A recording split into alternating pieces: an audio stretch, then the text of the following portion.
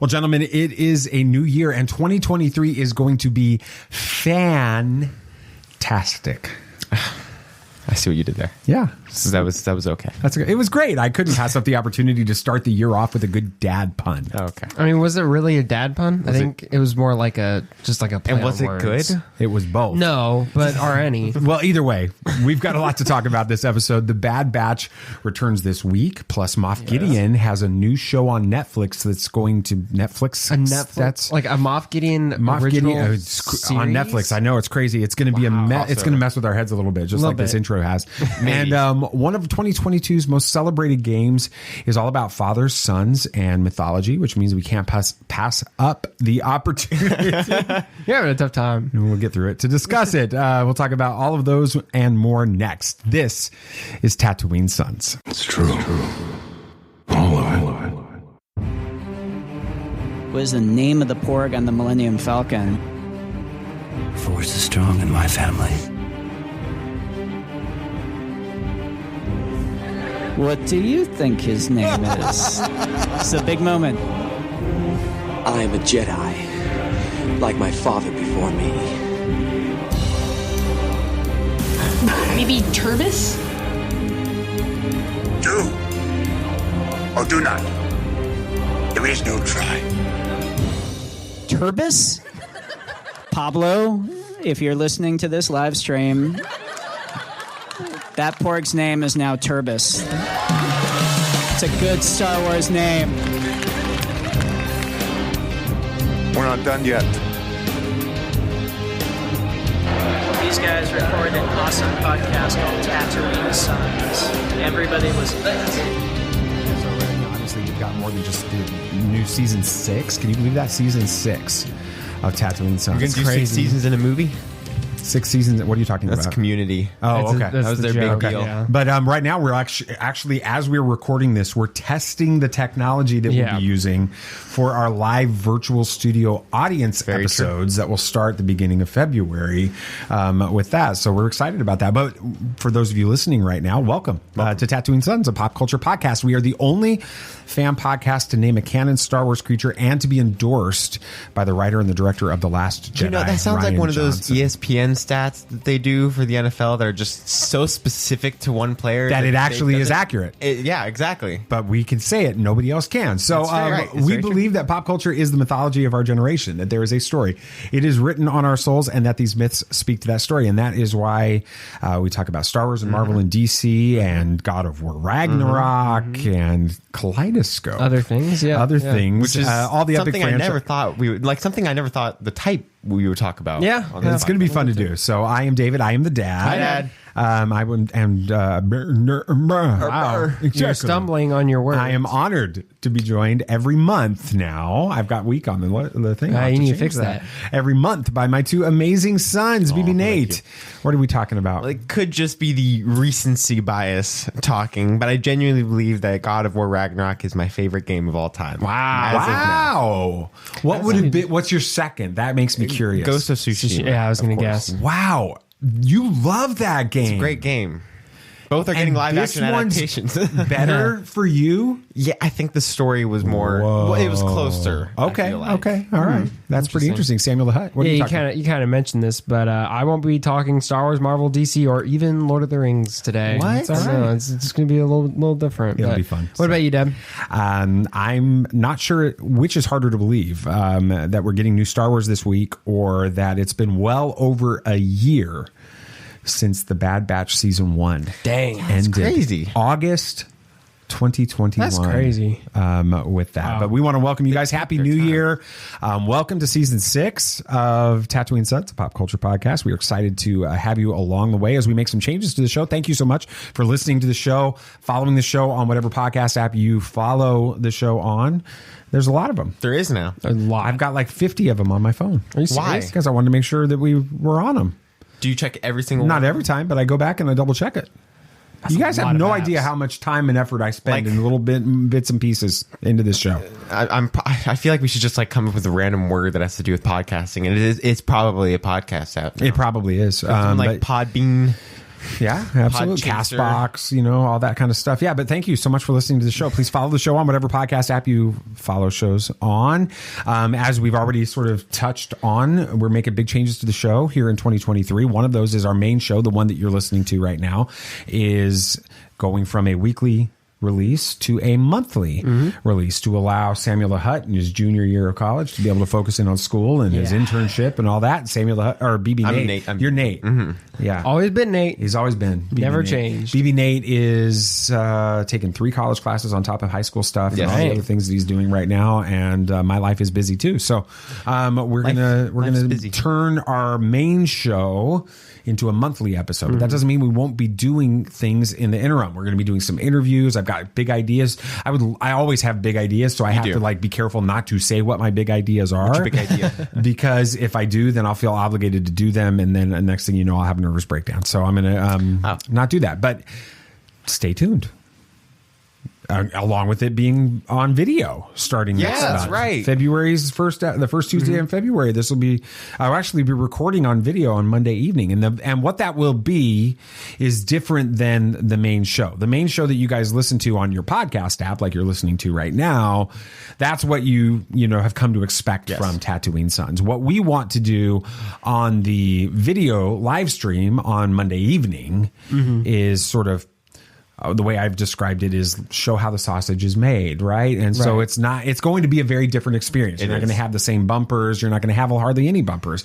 But it's going to be you guys seeing how we make the show, the conversations that happen in between segments. You guys also get to be a part of helping us with those things, because one of the biggest challenges that we have every week when we record, or now every month when we record, is what are we going to talk about leading into that next segment? And now you guys get to help us talk about those things. And so plus we hope to be bringing a few of you into the episode once in a while to be a part of that. So those are the big changes coming to 2023. But I don't even think I said this last week.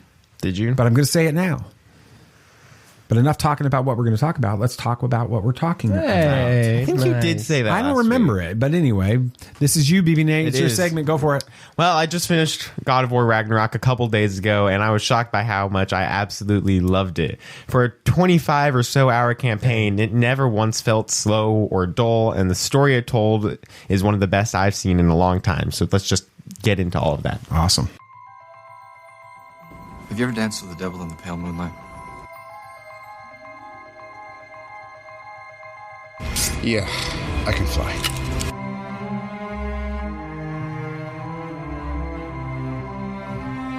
I'm here to fight for truth and justice in the American way. The people in this room, which one is A, wearing a spangly outfit, and B, not of use? There's only one God, man, and I'm pretty sure he doesn't dress like that. That man has no limits. I didn't mention this in my notes. Okay. But I can't go about talking about this game without talking about the amazing score by Bear McCreary. Oh, yeah. Is it Bear McCreary? Yeah, he did Rings of Power. He did Rings of Power as well, yes. What other things has he done outside of God of War? He did the first God of War as well. The other one, he also did Godzilla King of the Monsters, which was strange for him. And Outlanders, and so he's done a lot of stuff. But what's funny is Nathan said, listen to this, and it was the main theme from the first God of War. Okay. And if we had sent it to you and told you, hey, this is an released sneak peek track from season 2 of Rings of Power, you would have believed us. Really? Because it sounds absolutely identical. It is. He's definitely got a style, but it works. He earned the Game Award for Best Score this year, for sure. He did a fantastic job. I wonder if he'll win an Emmy for Rings of Power. Has it been nominated? Oh, we don't know what that is. I don't think they've announced the Emmys yet. Well, that'll be curious to see. All right. For this. I'm curious about this because you said that this is your favorite game over, what was the other Ghost? Ghost of Tsushima. Tsushima? Yes. Tsushima. Tsushima. So you shows you how much I know. It's a TS. Like tsunami. Yes. Kind of. Yeah, no, it's not kind of. It's like, exactly. It's Okay. like tsunami. Yeah. All right, so go for it, BB. Yeah, I'm curious about this. Of course, before we get into this, a big spoiler warning before the topic. Yeah, if you haven't played this game, I know we don't usually do spoiler warnings, but he's like big on this game podcast. right now, but it's difficult to finish a game this long because of life, and I do not want to be the one to spoil this game for anyone because I had to avoid it for so long. So of course you've been warned. You've been warned. Go and finish the 25-hour campaign, and then come back and listen in what, like 4 days, 5 days, which is longer than it took me for the first one. Is that why you're so tired right now? No. Okay, I'm not tired. Okay, but this game was absolutely outstanding. It's rare that I genuinely enjoy a game as much as I have on this one. This has only happened once before with Ghost of Tsushima. I love that game, and the story and characters are so well established and written that I was genuinely concerned and interested in all of them that they introduced in the short amount of time. It would be impossible for me to give this game any rating under 10 out of 10. Wow. It was just well just done. that good.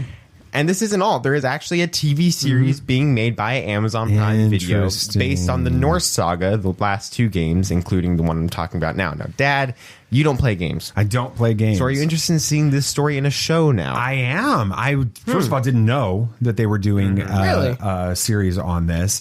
But, we talked about this, I think, with Jedi Survivor, right? Is that... That's the new one coming out. Yeah. Right. How you guys asked if I would play the game, and I'm like, I really am interested in wanting to know the story, but I'm not a game guy. Yeah. And so I didn't get that experience. So when you talk about God of War Ragnarok being your favorite game of all time, I'm like, oh, that's a bummer because I don't get that to experience that. Yeah. Game, especially with you, that story. But now I'm excited and a little bit worried about talking about it on this episode because if they're going to make a series of it, I'm curious to know the story. I'm pumped about it. Yeah, yeah. It's gonna be completely live action, and so I know I can trust them now with live action adaptation. Yeah, after Rings of Power. Yeah. So I'm excited to see how it goes. Now, Sam, you do play games a little bit, yeah. But you kind of already know what happens in these these foolish games because I spoil. But are you excited for the show, and what are you most wanting from it from what you've heard about the games that I've told you? I guess. I'm absolutely excited for that. One thing that's stopping me from going back and playing those games is, well, I already kind of know the story, but having them adapted into a different medium will allow you to experience the same story in a different way. So that definitely interests me, as long as they, they handle it right. They get the good casting and all of that, which I'm sure they will. As we've explained, they did great with Rings of Power. And from hearing some of the people who are working on it, I don't have any doubts that they're going to be a very faithful adaptation of the games. I think so. If they get Bear McCreary back to do the soundtrack, I think well, they've already gotten him for Rings of Power. Such soundtrack nerds. It's we are. Right. But I guess let's get into the meat of this segment. While there are many themes in this game, it feels like the entire one just has decided to have 14 different themes in this game, ranging from being strong in difficult times to making your own destiny and deciding your own fate. I personally feel like the most important theme in this was letting go of things that you can't control. What starts this entire story is Kratos, the main character, dealing with the loss of his wife and still grieving over that, which we saw in the first game, and that was the entire plot of the first game. He rightfully should. Well, I mean, you should know that from the first 5 minutes. The entire game is him trying to spread her ashes. Oh, okay. And so he rightfully should be grieving, but he's not letting himself fully succumb to the fact that his wife died. He's, in quotes, closing his heart to it, as he tells his son to do many times in both games. And just a few minutes after that scene, we see another main character, of course, spoilers, attack Kratos and his son because they killed her son in the last game to save her. This is Freya. She didn't see it that way and held a grudge against them ever since.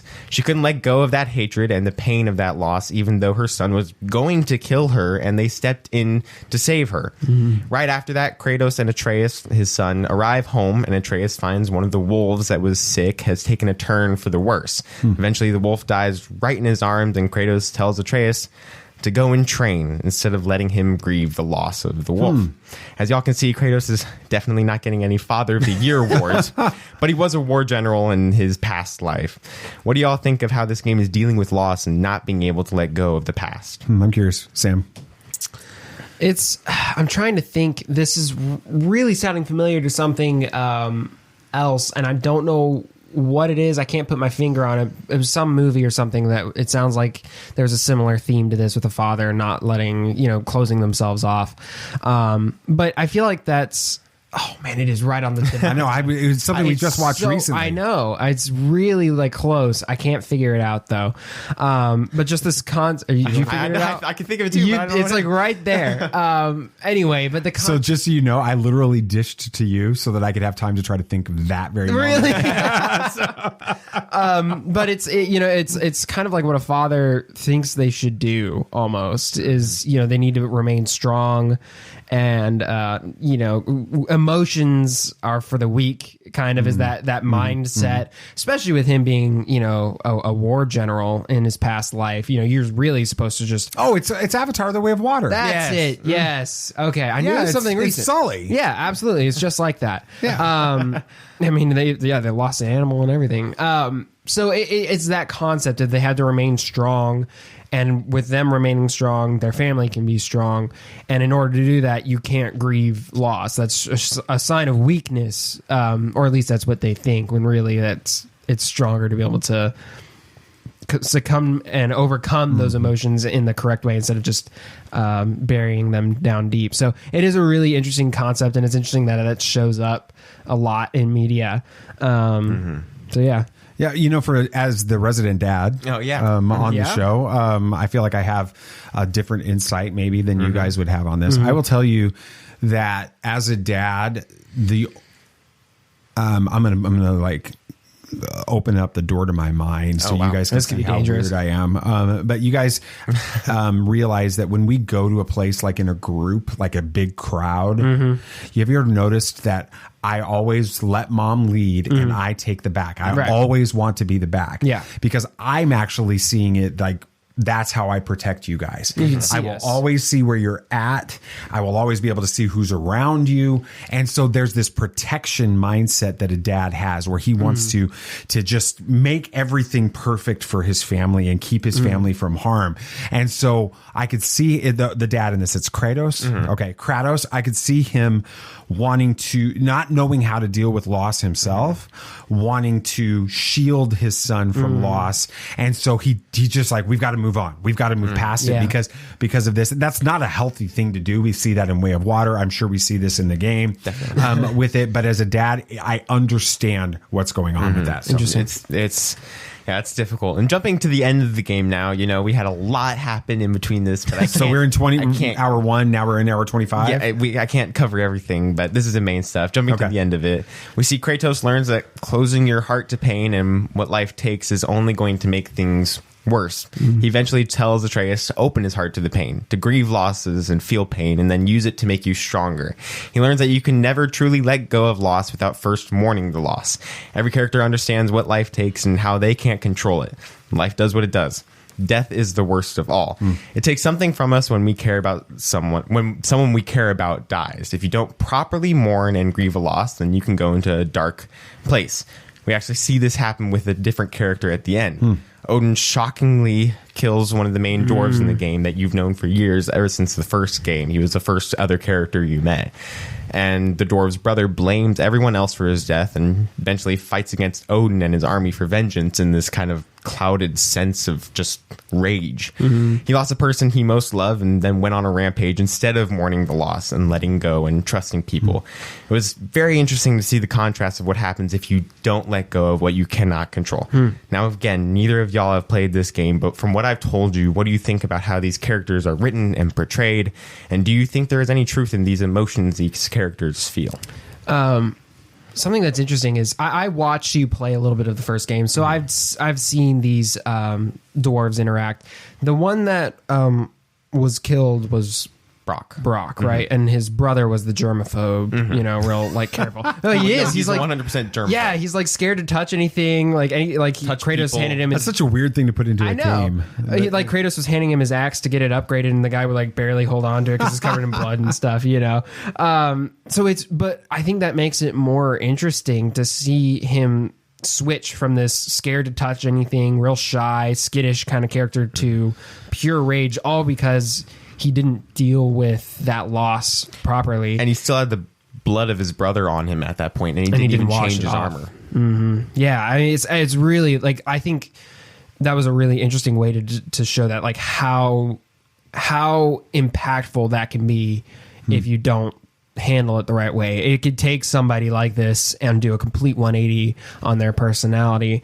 And it kind of, it's interesting because at least what I saw in the first game, they were kind of button heads quite a bit. A little bit, but after the 3 years between them, they became really close. Yeah, yeah. So it's really interesting to see that that's how they portrayed it and switched it up at the end there. Well, I think it's important whenever you are telling a good story, if that main storyline is the Kratos and his son dealing with loss and that type of thing, you have to show a contrast to if they're going down this path to try to show the right way to deal with it, even though he struggles with it like you talked about at the beginning, but he's going on that journey of understanding and processing it.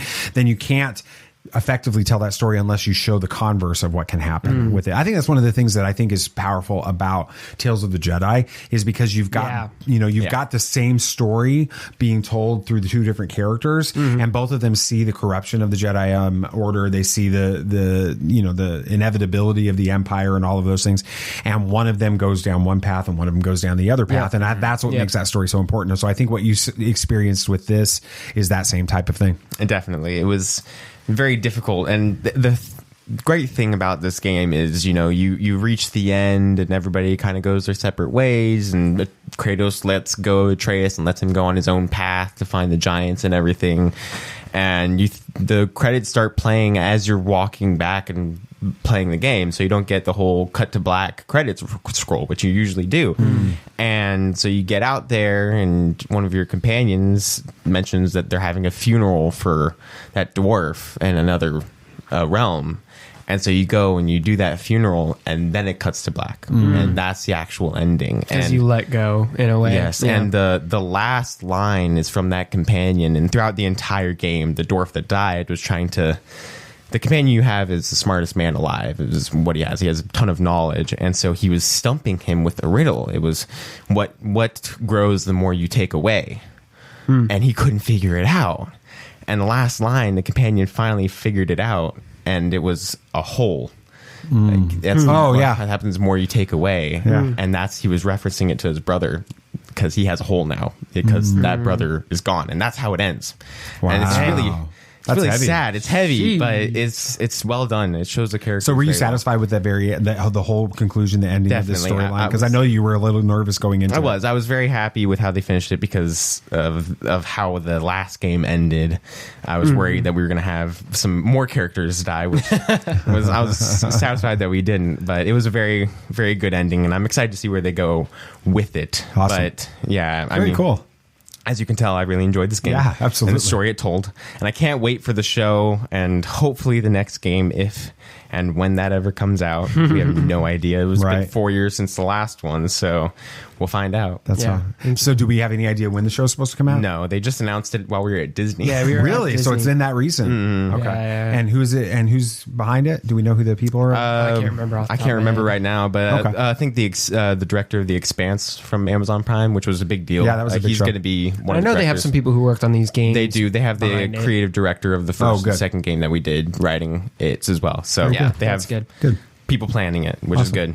Good segment. Cool. Thank you. You did good. That was fun. I'm glad we talked about that, because normally we don't talk about, if it's not a Star Wars game, we don't talk about it. But I was glad we were able to do that. That's awesome. All right. Well, it's time. It is. It's our first Is It Canon for the year. Let's see if the Sons start the new year off correctly when it comes to their knowledge of the Star Wars universe. That's next on Is It Canon. This is not going to go the way you think. All right. So again, for all of you that are new to the show or haven't listened in a while, here is how this segment works. I give a description of something that I find by hitting the random article button on Wikipedia. And it only took a couple of times. Okay. It wasn't really like anything that I was like, no, that just was stupid. It was more like, that just doesn't apply to it, right? And then I describe that, and then these two guys make an argument for how they think it's either canon or legends. Yep. And then when we start doing the next episode, when we start doing the recordings live, our hope is to bring one of you guys up here to be a part of this. segment. So that'll be a lot of fun. Alrighty. Excited about it. All right, you guys Let's ready? do it. Ready. Mission to the 12th moon of Yaut. Yeah. Okay. All right.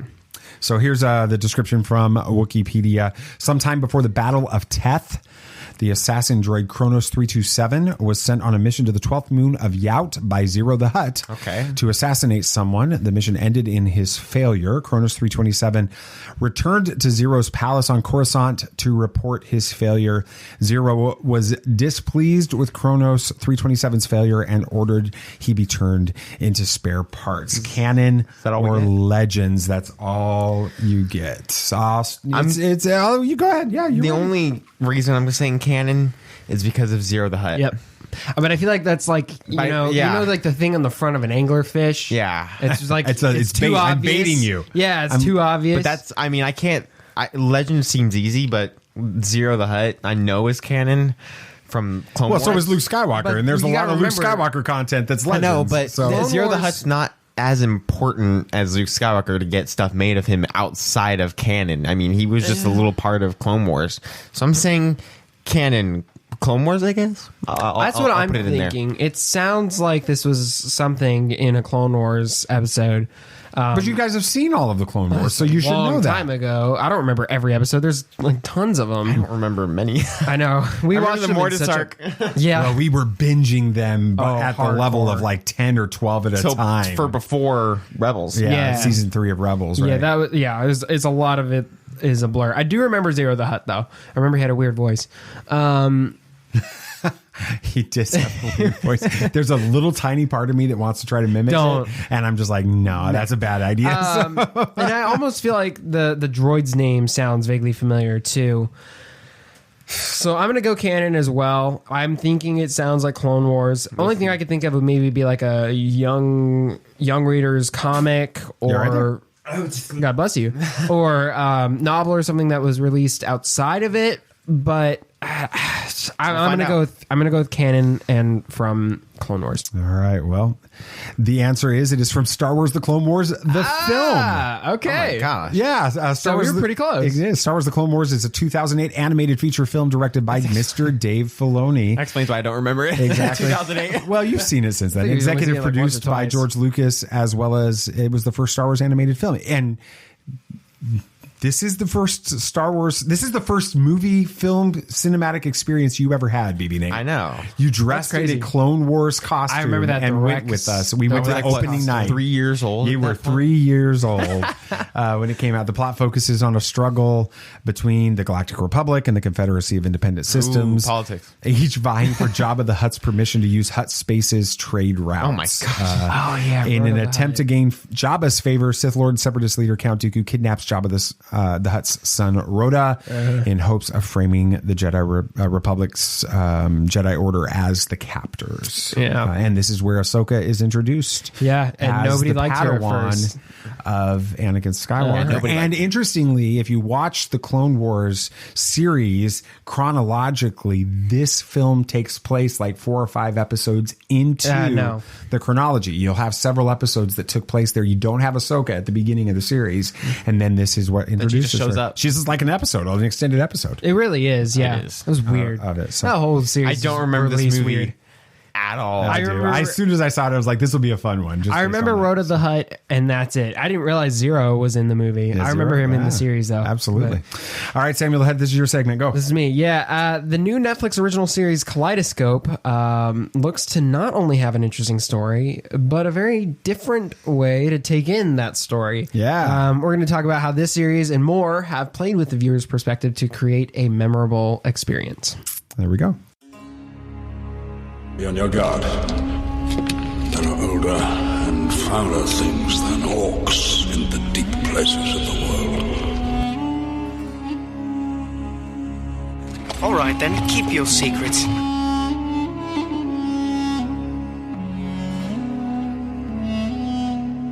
Your coming to is as the footsteps of doom.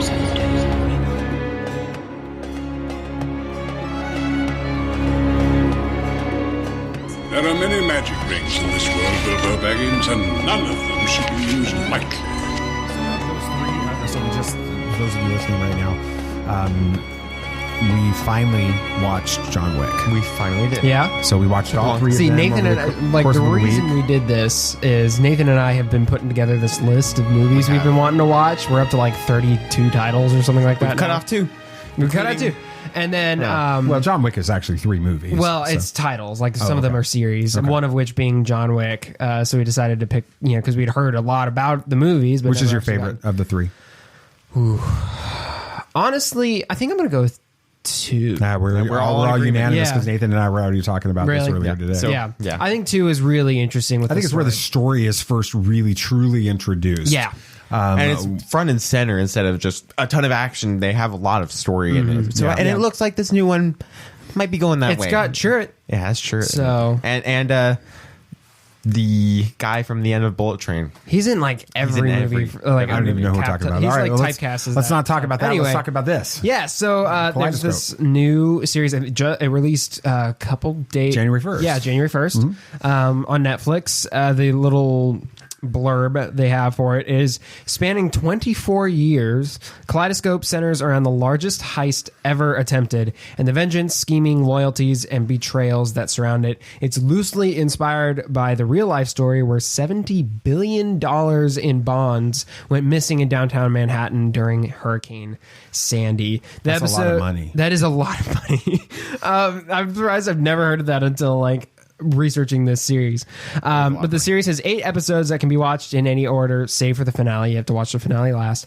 And you still get the full story, meaning every viewer might have a different perspective on the story based on what order they chose to watch. You calculated this out. Mom was asking about it. How many variations could there be? Yeah, the first 7 episodes, there's 5,040 different variations you can have.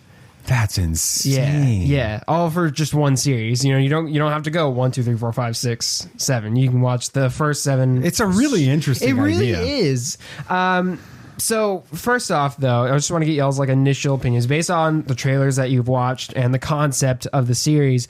Are y'all interested in giving this one a watch? Oh, of course, Nate. I mean, I'd love to watch it. It seems interesting and fun. I mean, different than anything we've watched before, and kind of one that finally works with the binge release form of Netflix. Oh, that's true. I hadn't thought about it. Because if it was week by week, then the gimmick would be meaningless. But now that it's binge release, you can choose anyone, and it's going to be fun to see how people react to it, watching it in different ways. It's just somebody might have a lower review based on how they watched it, or have a higher because they don't like a review specific episode versus that started it in the story from there. So it's going to be interesting to see how this plays out on the rating side and how that works. But overall, I mean, I know it's already in top 10 on Netflix right now. So that's awesome. It's great. Yeah. It's interesting when you talk about it from that perspective about like ratings and reactions and how I think that you could see somebody start off and not like where the series is going or like a specific episode in the series. And then when they get to like 7th or 8th episode that they've watched, suddenly that episode becomes their favorite. The previous one they didn't like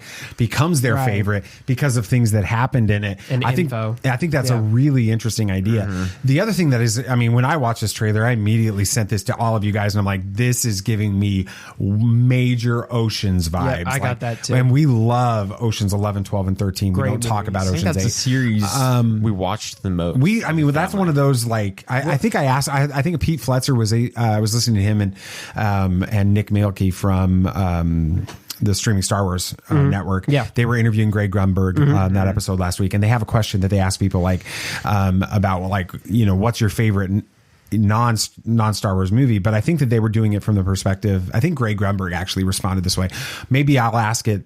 He responded back and said, maybe I'll ask you guys, what's the one movie that when you see it, it's like you're flipping around the channels and you land on it? You're like, yeah. That one's going to probably stay on. Ocean's 11 or 12 would be one of those for me. And so I love this idea because of that. But then you add in the kaleidescope element, the different ideas and how it looks differently based on how you arrange it with it. I think it's going to be fantastic. And I wonder if it's going to be rewatchable as a result of that. Yeah, you watch it in a different order, and maybe you because we'll get to this in a second, but there's going to be tie-ins to every episode. You're going to miss a tie-in on your first watch through. You're going to miss something every episode. Absolutely. So doing it again, you're like, oh, I remember that. That makes more sense now. Yeah. There's going to be so many like Yeah, I mean, the concept itself, we could literally. Do you think this is going to be too gimmicky to succeed? Because this is complicated. I'll let you go first because I think I've shared my opinion as to what I think about this. I think gimmicks, while risky, never fail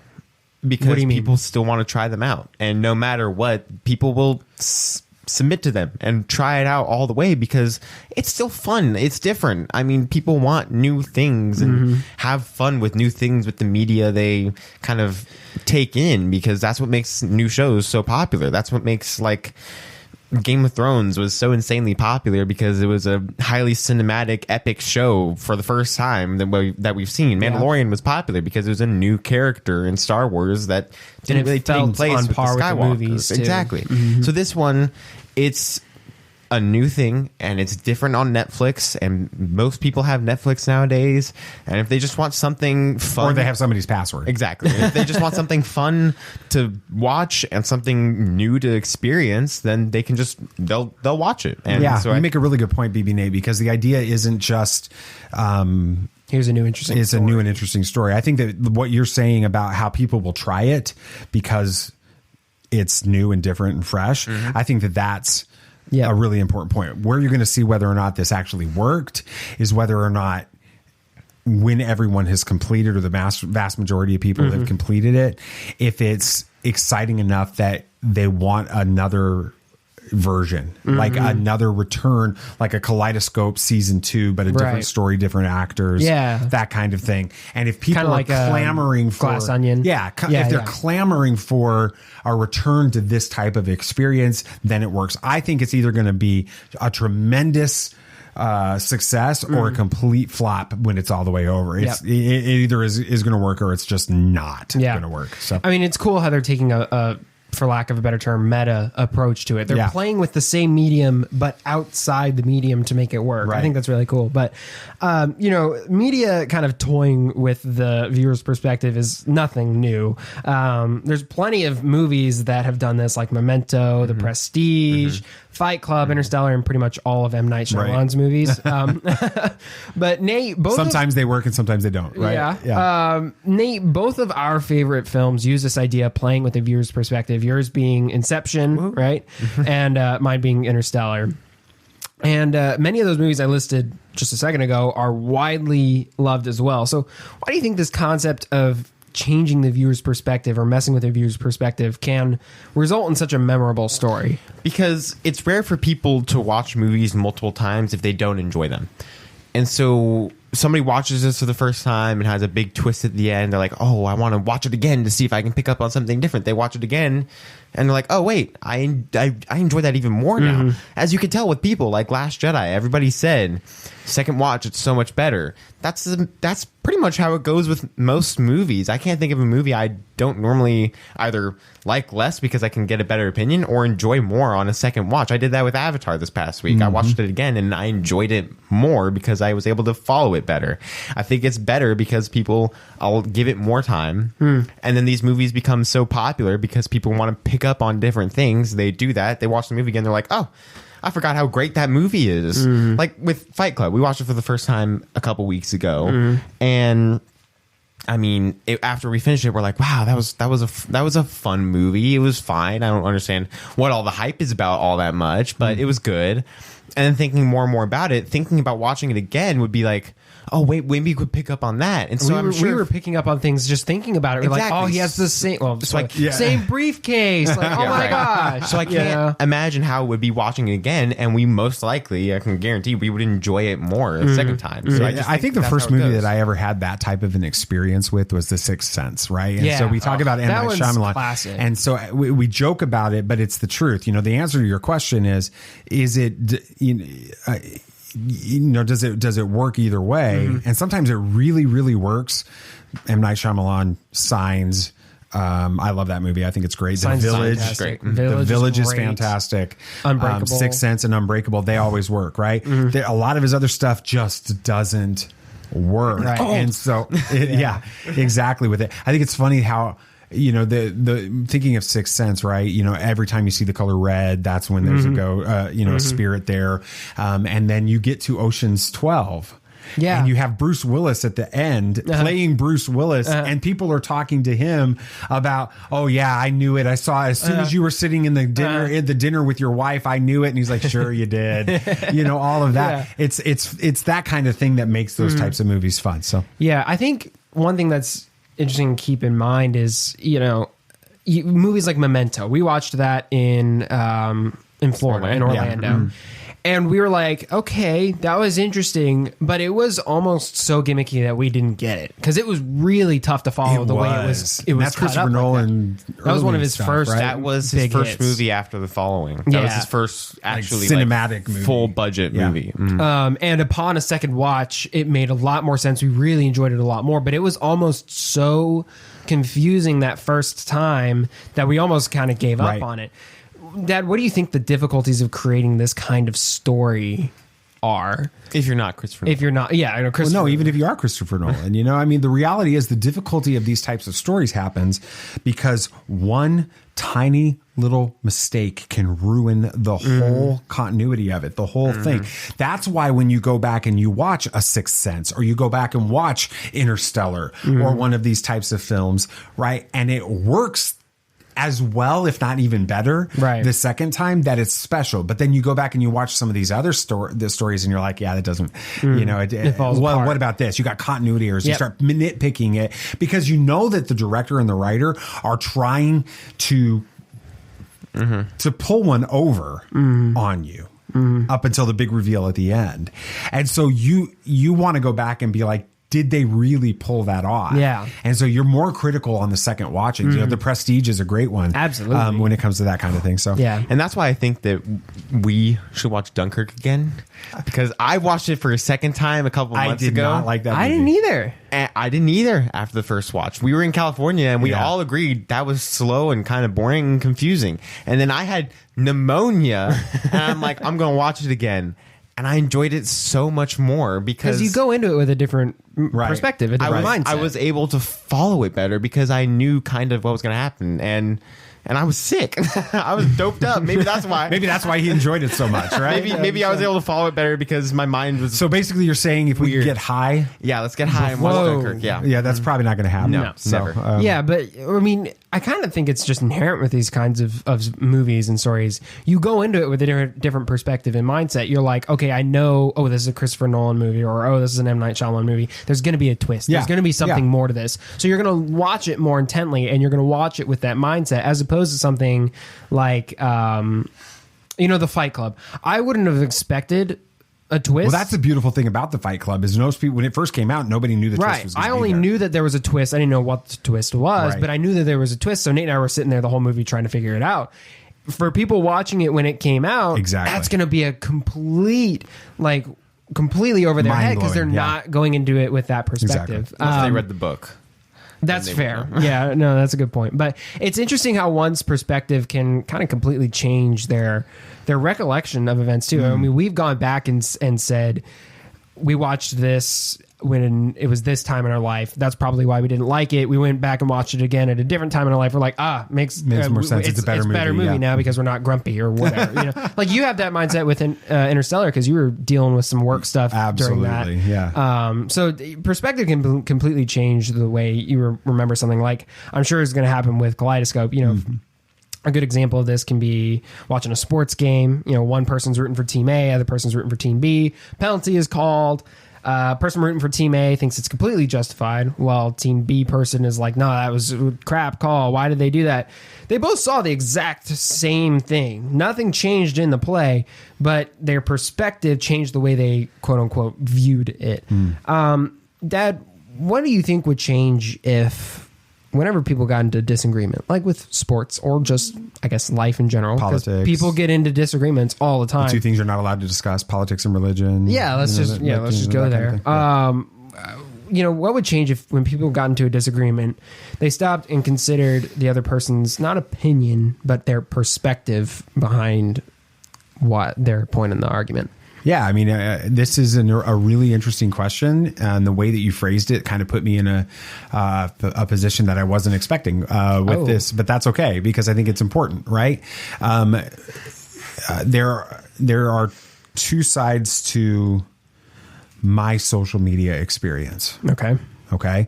I have my personal connections on Facebook, right? And it's very limited. I made that decision a few years ago.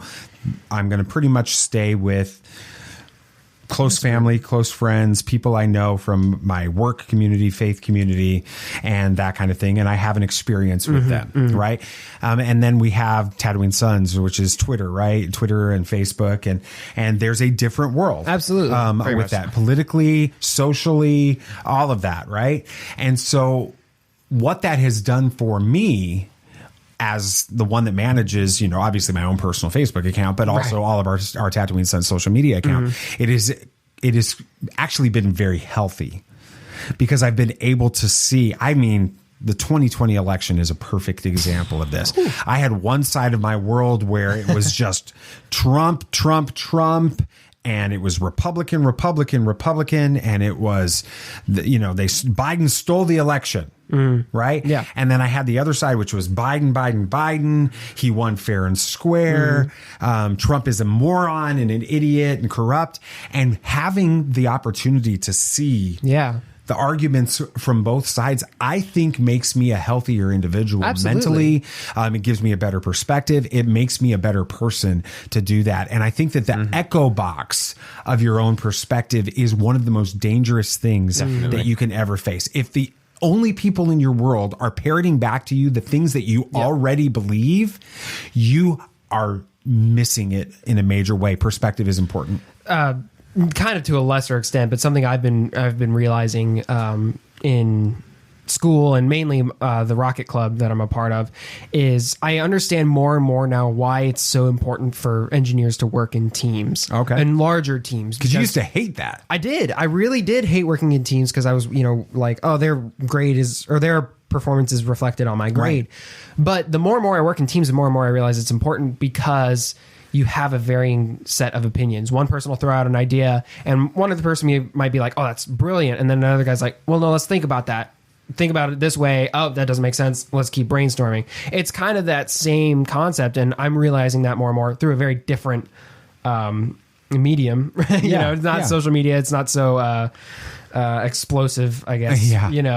But it's funny you're talking about rockets science and not it's being not as explosive. But it's just interesting to learn that the more varying of opinions you have, the kind of better the results I think are. So. I do too. It's that kind of, I don't know, not groupthink. What was that show? Wisdom of the Crowd.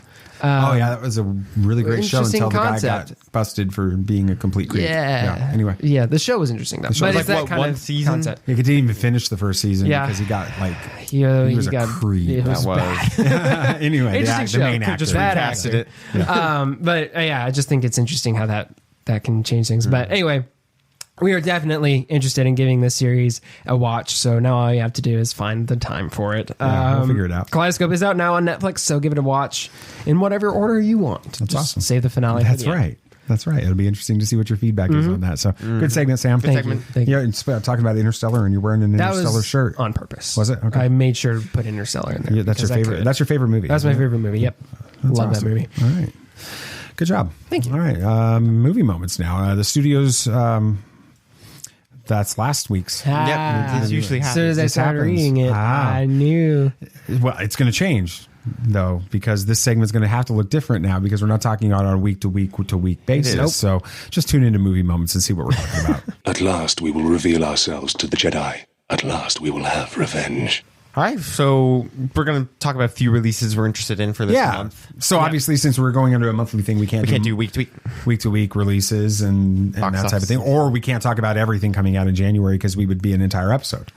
Seriously, there's not that many good things coming out in January. So these are January releases we're interested in, potentially? Okay. Yeah. Sorry, so for the first one with the most creative title I've ever heard. That's amazing. Plane. In the white knuckle action movie Plane, pilot Brody Torrance saves his passengers from a lightning strike by making a risky landing on a war-torn island, only to find that surviving the landing was just the beginning. When most of the passengers are taken hostage by dangerous rebels, the only person Torrance can count on for help is Luis Gaspar. I guess. Gaspar. And now I've got another Ocean's 12 reference right there. Yeah, an accused murderer who is being transported by the FBI. In order to rescue the passengers, Torrance will need Gaspar's help. And we'll learn that there's more to Gaspar than meets the eye. Dun, dun, dun. Or Luke Cage. The studio is... Is that who that is? Yeah. Is that really? The studio is Lionsgate. The director is Jean-Francois Richer. Yeah, you got that last one. The cast is Gerard Butler, Mike Kotler, and Yosun An. It's rated R for violence and language. Not surprised. Going yes or no. We're kind of interested in it, but if we don't get to see it, I'm kind of we don't get to see it kind of thing. I'll watch it if there's nothing else to do. Like if we're sitting there on a Saturday and we're like, hey, there's nothing going on. Football season's over. Not that you guys care with that, but nothing to do. Let's go see a movie, and mom doesn't want to. She wants to take a nap, so we're like, all right, we'll go see Plane. Yeah, right. But it's not like, oh my gosh, we have to go to the theaters and see this kind of movie. No, I think that, and it's interesting because like Bullet Train was one of those you were desperately wanting to go see. Yeah, but why do you think there's a difference? I mean, between those two movies, because Bullet Train looked more fun than this. Because it's literally Bullet Train, right? Plane. We make fun of Plane because it's just Plane. Bullet Train. Bullet Train was the name of the book too. You understand where I'm coming from? But I do. But the thing was, Plane's taking itself seriously. Bullet Train was playing That's on a good that point. That's a very good way to put it. Yeah. Bullet Train was just funny. So that's why it was that. But the next one, A Man Called Otto, based on the comical and moving New York Times bestseller. A Man Called Otto tells the story of Otto Anderson, the grumpy widower whose only joy comes from criticizing and judging his exasperated neighbors. When a lively young family moves in next door, he meets his match in quick-witted and very pregnant Marisol, leading to an unexpected friendship that will turn his world upside down. Interesting. Studio Sony Pictures. Director is Mark Forster. I've heard that name before. I just don't know from where. The cast is Tom Hanks. You've heard that name before, too. I have. John Higgins and Tony Bingham. It is rated PG-13 for mature thematic material involving suicide attempts and language. Yeah, I want to go to this. I think it looks really fun and good. I saw the trailer and it looks pretty interesting. Like it's an interesting story. Yeah, an interesting story. And Tom Hanks is always a great actor. So, what about you, Sam? I've literally never heard of this movie until just now. Really? You haven't seen the trailer? Not When did we see the trailer? Nope. When did we see the trailer to this? Well, he's always playing games. He's got his I saw the trailer before Devotion. Okay, but I saw it too. You saw it probably before. Oh, it might have been before the Tickets to Paradise. Ticket to Paradise. Yeah. Two tickets to paradise. Yeah, that. So yeah. Anyway. I mean, I probably need to see the trailer before I can say anything because that sounds. I mean, the log lines never makes a movie sound as good as the trailers can make it look. Okay, that's fair. So I will withhold judgment. I would like to see it. Yeah, and I think this is the kind of movie that if we can get mom to go see it, that I think she'd enjoy it. Except she may cry, and that doesn't like. That's a good that, point. so Yeah, like a Devotion, right? Yeah, you didn't know that. Good job, Nate. All right. For the last release this month, Missing. I mean, we loved Searching. Yep. So from the minds behind Searching comes Missing, a thrilling roller coaster mystery that makes you wonder how well you know those closest to you. When her mother, Nia Long, disappears while on vacation in Colombia with her new boyfriend, June's search for answers is hindered by international red tape. Stuck thousands of miles away in Los Angeles, June creatively uses all the latest technology at her fingertips to try and find her before it's too late. But as she digs deeper, her digital sleuthing raises more questions than answers, and when June unravels secrets about her mom, she discovers that she never really knew her at all. The studio is Sony Pictures. The directors are Will Merrick and Nick Johnson. The cast is Storm Reed and Nia Long. It is rated PG-13 for some strong violence, language, teen drinking, and thematic material. Yeah, we're going to this. You think so? I think so. The first one, Searching, was a genuine surprise. I mean, it just looked, the concept was interesting. It was a gimmick. I mean, it was just all through computer screens and everything. You never had a real camera and you had to act. It was like it was filmed during COVID. It felt like it, but it wasn't. Zoom call the movie. It's what it felt like. But and then they're doing that same thing with this one, and it's a different story and a mystery and everything. And so, yeah, I mean, I think I've seen the first one like 3 times or something. Really? I saw it in theaters with you, Sam, and then we showed it with Mom and Grammy when we were at their house and on a trip, and then I showed it to you, and and Orange Beach. So we watched them all then. So yeah, it's a great movie. So yeah, it was really good. No, yeah, absolutely. I remember loving the first one. It was such an interesting way they kind of forced you to watch experience the story in such a limited field of view, for lack of a better term. But the story was interesting, and there was even like a pretty good twist. I can't even remember really what the twist was at the end. Yeah, we'll talk. Yeah, don't ruin it, because a lot of people haven't seen that movie. I won't. If you haven't seen, it was missing. Searching was the first. If you haven't seen Searching, you should check out Searching. It's a really fun movie. Good. Yeah. Here's the thing that's interesting. We talk about the gimmick behind Kaleidescope, right? Mm-hmm. The gimmick in Searching worked. It did. Yes. Now the big test is, can it work twice? Mm-hmm. Can they find a way to make? And that's the thing that also we have to think about with Kaleidescope. If they make it work the first time, how do you make it work a second time with that? And so definitely a lot of fun. Yeah. All right. So we can't do box office because there's really no point in talking about a month's worth of box office takes. Yeah, it's not very with interesting. it. So we're going to change this segment up a little bit and talk about movie speculation. We will. Yeah. 3 questions that I think are actually really interesting questions for us to quickly, 30-second answer debate. Gotcha. All right? Got it. Let you go. Will Avatar: The Way of Water hold the _1 spot in the box office for the entire month of January? It's interesting. As far as films go, there's not a lot. There's not a ton. I mean, there was other ones, but they're less noticeable than even those. I want to say, I think no, because it's got to run out of steam eventually, right? But this third weekend was actually higher than the second weekend. And there's not going up against anything really that. Exactly. So I'm going to go yes. Yeah, I'm going to go yes as well, too, because Avatar has shown that it has legs. It had legs the first time. Unlike I think it's Sully. going to have legs this time. Unlike Sully. That's terrible. But... he had legs. They just didn't work. Okay. You threw me off with that. No, but seriously, I think that it's going to, I don't think that it's got anything that it's going to compete against. And I do think that's why Disney and Fox made the choice of releasing it when they did. They released it just far enough away from Black Panther in order to take the box office, own it all throughout December, the rest of the December. And then I think they're going to own it all throughout January. What do you think? I think it has the chance of it, a good chance. But it wouldn't be a shock if it lost to something. What would it lose to? I mean, it could just lose. I'm being honest here. It could lose to that stupid Megan movie because that comes out this weekend. I think it's too close. That's true. That's very true. But the problem is it has a big director behind it, and people do seem interested in it. Yeah, I don't know how. Not rated us R people. Horror movies. It's generally, it's not even R. It's a PG-13. It's a PG-13. Yeah. I don't get it. See. All right. Well, James Gunn and Peter Safran fully reveal their DCU master plan in January. James Gunn did say, Peter and I have a DC slate ready to go, which we couldn't be more over the moon about. We'll be able to share some exciting information about our first projects at the beginning of the new year. So that's sort of there in January, but maybe not. It gives him an out. Yeah. So does it happen in January? Do we get that slate? I'm going to say yes. I'm going to say they're going to pull it off. Shazam come out. That's March, but March. No, it's March. Oh, that's right. Ant-Man and Wasp. Ant-Man and Wasp comes out, and that's exactly why I think they announce it now.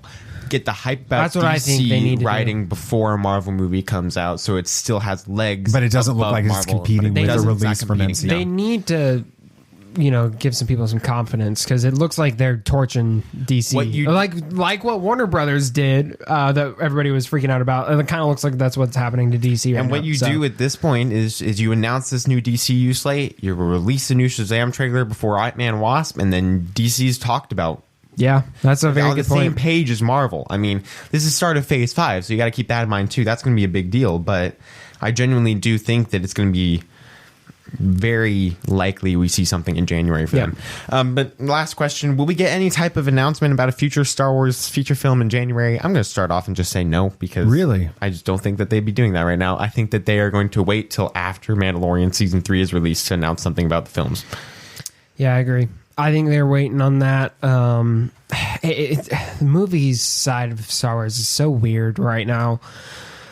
But I think you make a good point. I think they're going to kind of let some of the current slate run its course for a bit so that buzz can be generated for that and not overshadowed by news for a new movie. I feel like they're going to have an Investors Day after Mando Season 3 or pretty soon, maybe even a little bit before.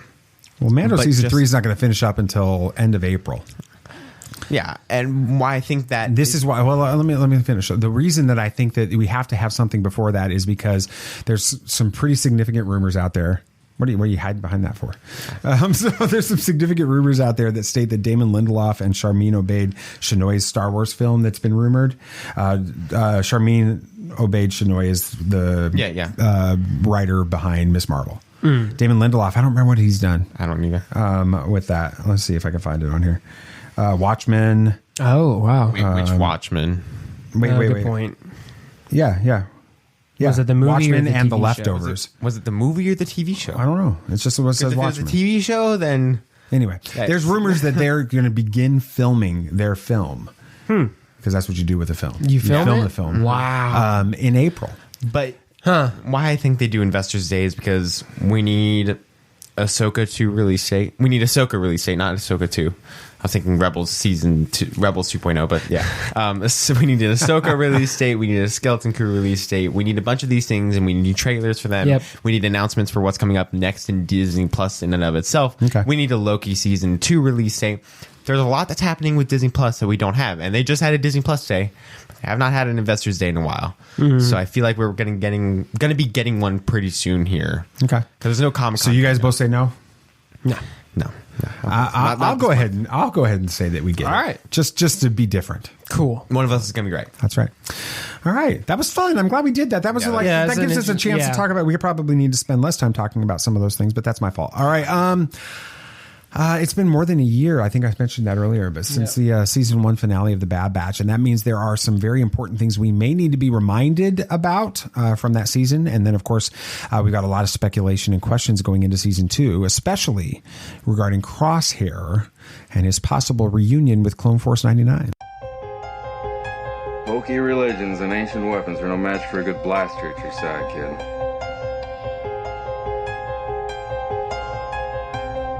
Rebellions are built on hope. Force is with me, and I am with the Force.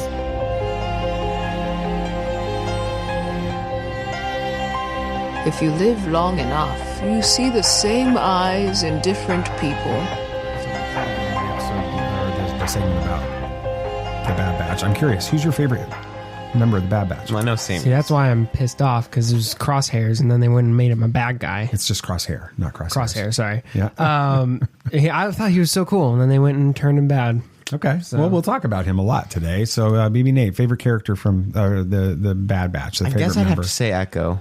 Echo? Really? Oh, yeah. I remember you mentioning that. I think it's Echo. I just really like his character. What is it about him? I don't know. Just them getting back to him and him actually finding like a troop to be with at that point after being turned into a cyborg. Been turned into something different. So that was cool. I enjoy his character, and he feels the most thoughtful and kind of genuine out of all of them, because all of them are just created to be these genetic soldiers, and he was just a normal one that's been adopted by these people. So that helps too, and helps Omega have somebody that she can relate to as well, instead of Wrecker or something like that. I think it's Tech for me. Really? I like Tech because Tech always speaks just the absolute simplest answer to everything possible. It's just like he's perfectly technical with it, and so I think I like him. I mean, they're all very much reflection of their name, obviously with it, but it's a lot of fun. All right, let's do a refresh, not a refresher. In Star Wars, refreshers are very different. You know what a refresher is in Star Wars. These guys don't know. You know? No, I do. You don't know what a refresher is, Sam? How do you not know what a refresher is? It's a toilet. Oh, yeah. Okay. I see what you mean. Start a season 1 refresh, not a refresher. Yeah, very different. All right. And shout out to winteriscoming.net for their great recap that I basically am going to steal the main points from, because it was better than anything I had to come up with on my own. All right. Omega is a pure, I'll go through these things and then I have a question for you guys at the end. Okay. Omega is a pure genetic clone of Jango Fett. This is something we have to remember. She's therefore Boba Fett's genetic brother. That's something we have to remember. The Bad Batch actually removed their inhibitor chips, including Crosshair. That's an important thing. But he still went with the Empire. Well, we'll talk about that. This means none of them are controlled through those inhibitor chips. All are free to make their own choices. That's important. The third thing is Omega helped create the Bad Batch when she was Nala Se's assistant. Yeah. We found that out, so especially in the final episodes, with that when she shows the pods or whatever that they were created in. That means that she's actually older than the Bad Batch. Yeah. And potentially has more knowledge and wisdom than they do. Good point. With that. Fourth thing, Kamino was destroyed by Admiral Rampart, who knew the Bad Batch, including Crosshair, were still in Topoka City. Yep. This would seem to end the Empire's cloning program, but the end of the episode shows Nala Se being taken to Mount Tantus on Wayland, which suggests that she's expected to continue her work in cloning. And then the fifth thing I want us to recap is Crosshair stays loyal to the Emperor, like you said, Sam, even after Admiral Rampart abandons him to die with the rest of the Bad Batch. Yeah. He refuses to rejoin Clone Force 99, and the trailers show him with Commander Cody in season 2. So my question for both of you guys, and obviously it's been a while since the conclusion of season 1, which of those storylines stands out to you the most as being important going into season 2? I'll start with you, Sam, or BB Nate. Excuse me.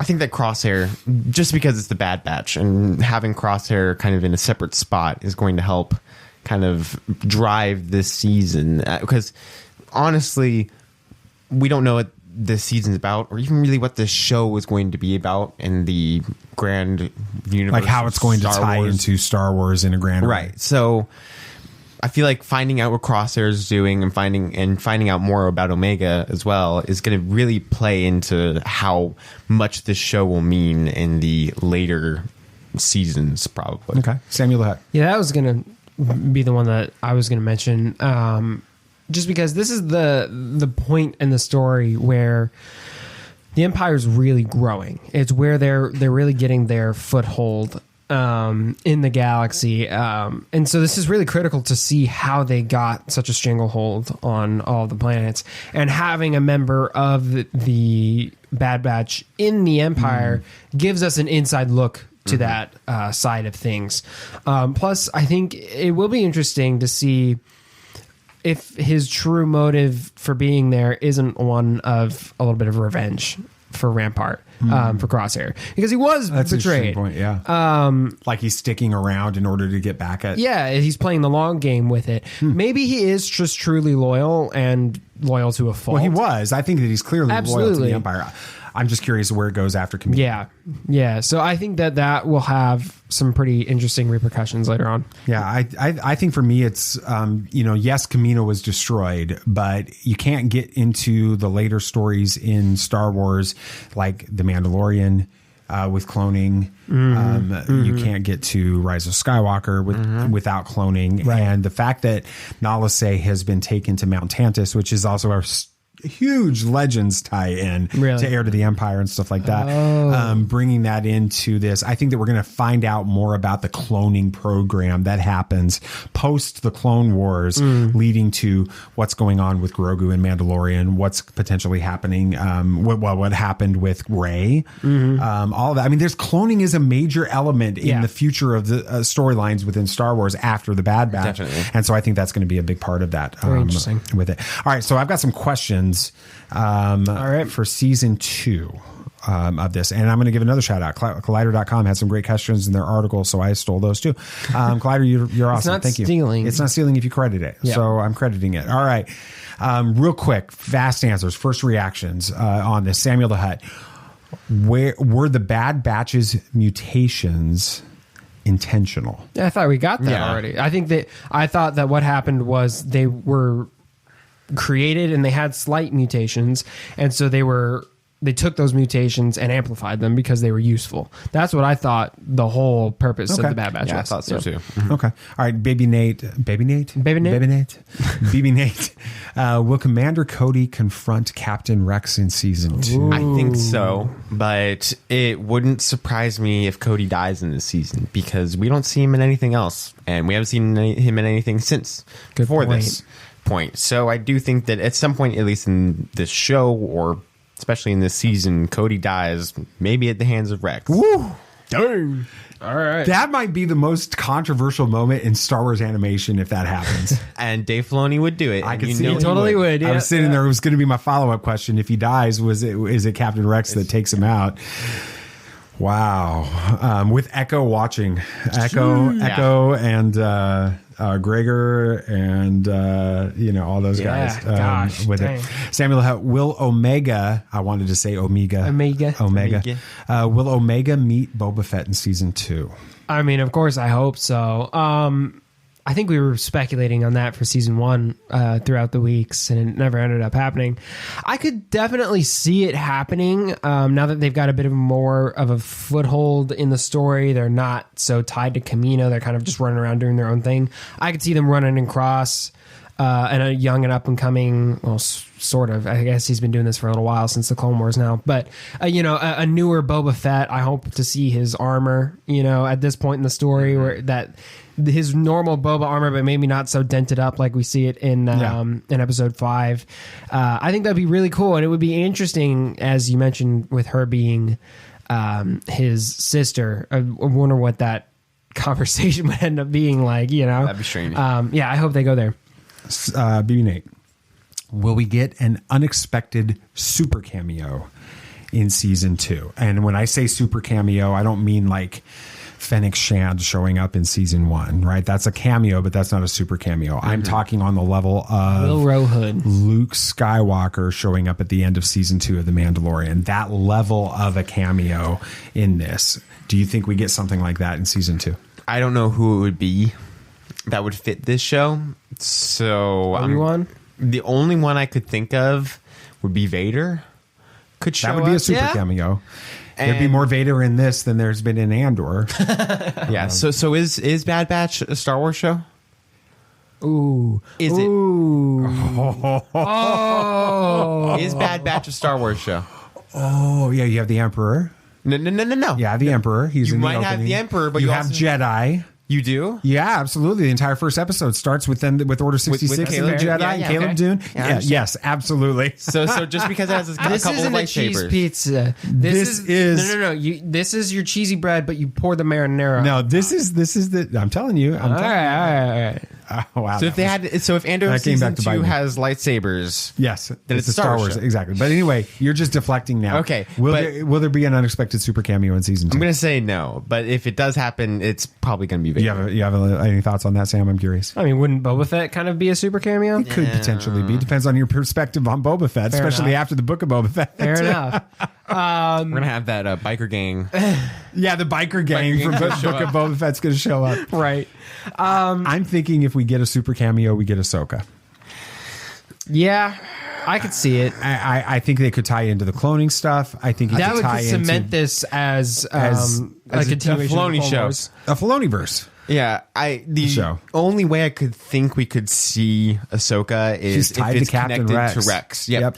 And seeing how that happened and how Rex got, Gregor and Wolf. The and most all that. glorious buffet of super cameos would be if Hera, Kanan. We've already gotten Hera. I know we've already gotten Hera, but Hera and Kanan together. No, that doesn't happen. Not yet. If you get Cody versus Rex and somehow watching this happen and taking place, you have Kenobi and Ahsoka.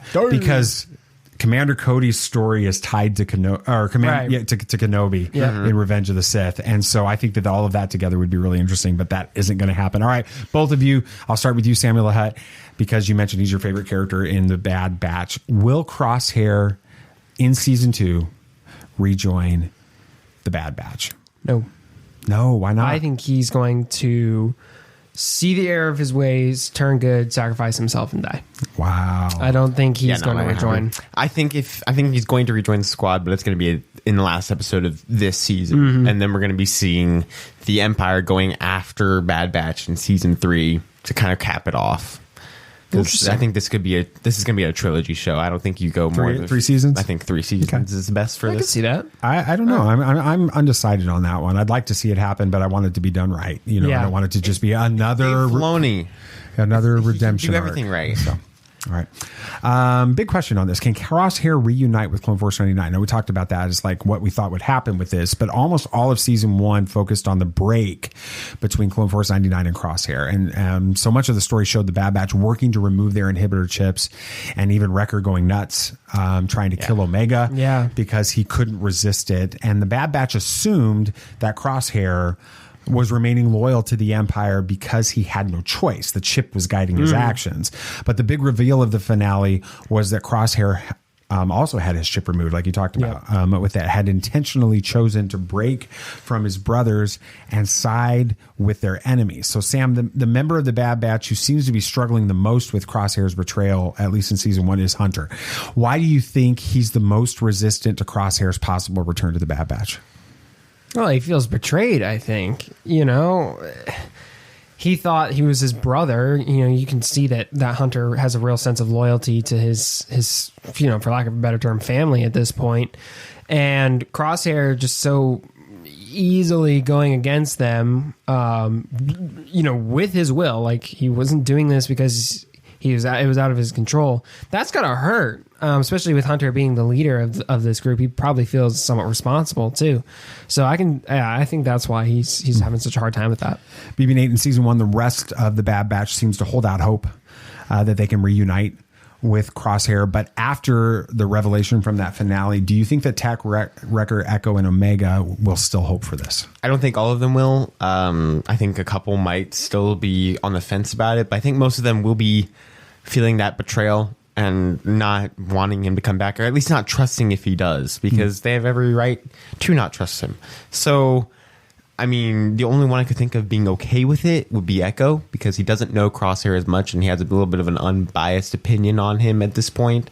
So he could probably be more open to that because he understood what happened with everybody else and how difficult it can be, especially seeing, you know, like when the chip kind of malfunctioned in, who was it, Fives?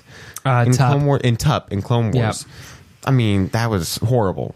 And so he can understand that there's problems in this. And so we'll see. Okay. Interesting. For both of you, kind of close this up. What do you think needs to happen, or for Crosshair to what does he have to do in order to rejoin the Bad Batch?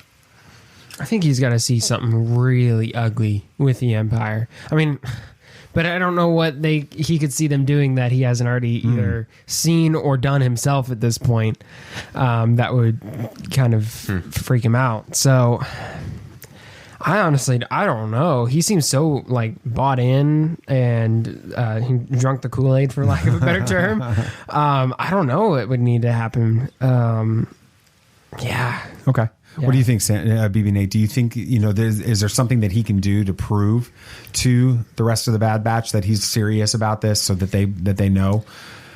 I think that he can prove he can fight against the Empire with them for a lot, but I don't think they'll ever truly trust him until he fully tries to possibly sacrifice his life. I don't think it'll actually happen, but sacrifice his life to save someone else, like Omega or something. And so I think that'll have to be what happens for them to kind of start to trust him again. But I don't think they will for a while if he does rejoin. That's awesome. Yeah. All right. Well, I think it's a good time to have a little bit of a dad moment. I am your father. So it's hard when we feel betrayal from anyone, but especially a close family member like a brother. And Crosshair has intentionally pursued the Bad Batch, sought to capture and even kill them at times in season 1. And there are moments when we see that he's not 100% committed to this, but in the end, the betrayal and the mistrust that the Bad Batch feels has to be very overwhelming to them. So I'm kind of reminded of the older brother in the prodigal son story from the Bible. While the father in this parable was clearly waiting for the return of the son, the brother's perspective is one of mistrust and even jealousy. Forgiveness is very hard, but even harder when we love someone and then they hurt or betray us with this. And that's because we look at others' faults more critically than we do our own. But for those of us that follow Christ, we must remember that we've all betrayed our Father. and what that his forgiveness for us is what truly reunites us as a family.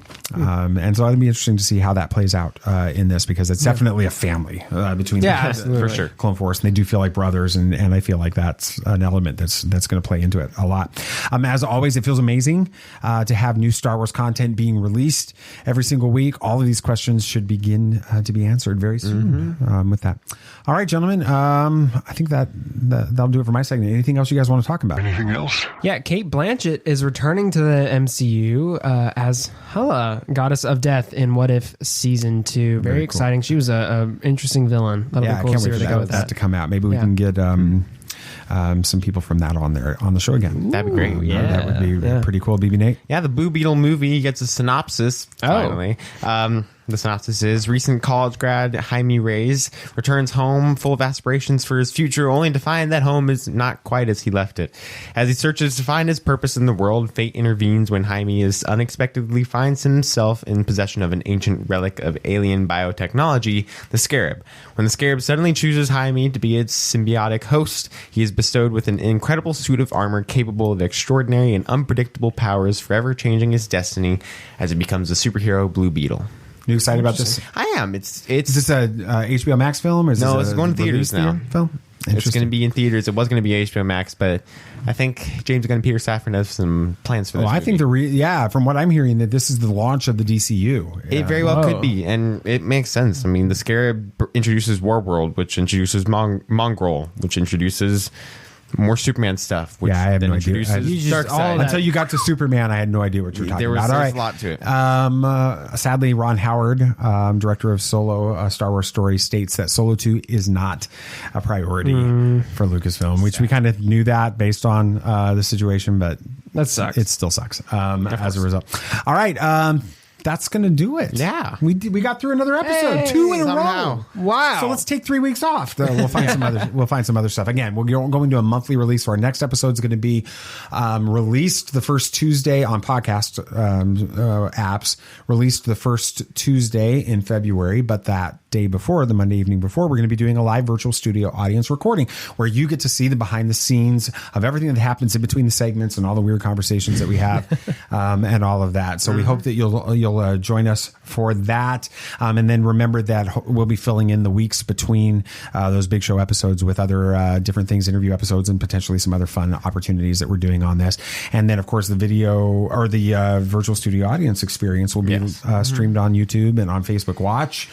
So it'll be video driven as well. So you get a different show. It will be, I promise you, seeing how everything is done behind the scenes makes this a very different conversation show with that. So we hope you guys tune in and be a part of that. But that'll do it. Thank you so much again for listening to Tatooine Sons, a pop culture podcast. If you had a good time listening to this, be sure to share with all your friends, family, dog, coworkers. Yeah, if your dog listens to podcasts while you're away from work, then they can listen to this. Yeah, and of course, the show is only a small part of the Tatooine Sons world. So be sure to like us on Facebook, follow us on Twitter, and get into all the action in our Facebook discussion group. And follow us, go to our website at TatooineSons.com. Yeah, you can't really follow. I mean, you can follow websites. And maybe you can put a bookmark on it. On Google, you can follow websites. Really? That's true. So follow our website at TatooineSons.com. And then again, thanks. Don't forget to follow the show. There we go. On your favorite podcast app, which we talked about at the beginning, but we ask it again here at the end because you didn't do it yet. So anyway, so don't miss you can avoid missing our next episode, and you can subscribe to our YouTube channel because that's where the virtual studio experience will be streaming live. Because we still have one. We do. We give us a review on Apple Podcasts, a rating on Spotify. We'd love for you to do that. Whatever podcast app you use, if they have a rating system, we'd love for you to engage us in that with it. Anything else you gentlemen would like to say? May the force be with you. May the force be with you. May the force be with you always. This party's over. I like that Wookiee.